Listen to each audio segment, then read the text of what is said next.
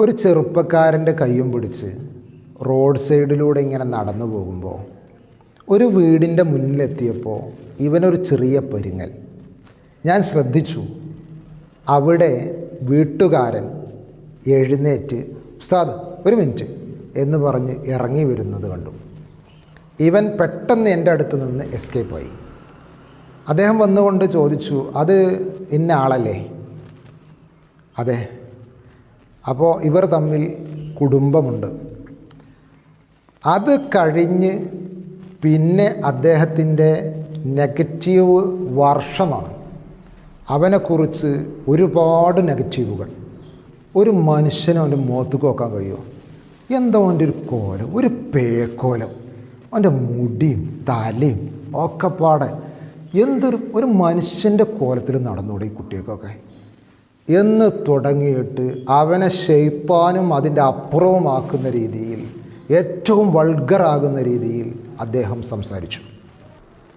ഈ ചെറുപ്പക്കാരനെ ഇങ്ങനെ എതിർക്കുമ്പോൾ ഞാൻ അദ്ദേഹത്തെ ഒന്ന് ശ്രദ്ധിച്ചു. അദ്ദേഹത്തിൻ്റെ വീട്ടിൽ പണിക്കാർ തോട്ടത്തിൽ ജോലി ചെയ്തുകൊണ്ടിരിക്കുന്നുണ്ട്. അവരുടെ മുമ്പിൽ അദ്ദേഹം നടക്കുകയും അവരിൽ ഇടപെടുകയും ചെയ്യുമ്പോൾ അദ്ദേഹത്തിൻ്റെ തുണിയിരിക്കുന്നത് പൊക്കിളിനും താഴെയാണ്. ഔറത്ത് മറച്ചിട്ടില്ല എന്ന് ചുരുക്കം. തുണിയുടെ താഴ്ഭാഗം മടമ്പിൻ്റെയും ഞെരിയാണിയുടെയും താഴെ പോയി നിലത്തുകൂടെ വലിക്കുന്നുമുണ്ട്. 2 ഹറാമുകൾ ചെയ്തിട്ടാണ് ഒരു കറാഹത്ത് പോലുമില്ലാത്ത ഹെയർ സ്റ്റൈലിനെ കുറിച്ച് കുറ്റം പറയുന്നത്. അവന് കുറച്ചധികം മുടിയുണ്ട് എന്നത് ശരിയാണ്. അവൻ പെരടിയിലേക്ക് ഇറക്കി ധാരാളമായി മുടി വളർത്തിയിട്ടില്ല. അല്ലെങ്കിൽ ഒരു വശം കട്ട് ചെയ്ത് കറാഹത്തായ മുത്തുനബി പഠിപ്പിച്ച ആ ഒരു രൂപത്തിലേക്കും എത്തിയിട്ടില്ല.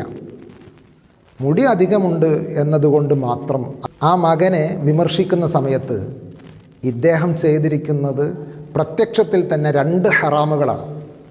അൽ മുസ്ബിലു ഫിന്നാർ, വസ്ത്രം ഞെരിയാണിക്ക് താഴെ ഇട്ട് അഹങ്കാരത്തോടുകൂടെ വലിച്ചിഴച്ച് നടക്കുന്ന ആൾ ഫിന്നാർ, നരകത്തിലാണ് മുത്തുനബി സല്ലല്ലാഹു അലൈഹി വസല്ലം.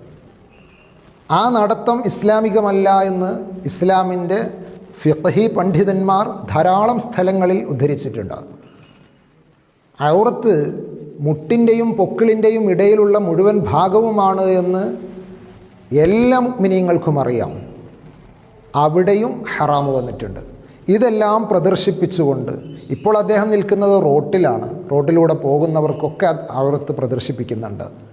ഈ 2 ഹറാമുകളും നിന്ന നിൽപ്പിൽ ചെയ്തുകൊണ്ട് തന്നെ, അത് തുടർന്നുകൊണ്ട് തന്നെ കറാഹത്ത് പോലും ആവാത്ത, അദ്ദേഹത്തിൻ്റെ കണ്ണുകൾക്ക് ഉൾക്കൊള്ളാൻ കഴിയാത്ത ഒരൊറ്റ തെറ്റുകൊണ്ട് ഒരു കുഞ്ഞുമോനെ ചീത്ത പറഞ്ഞുകൊണ്ടിരിക്കുകയാണ്.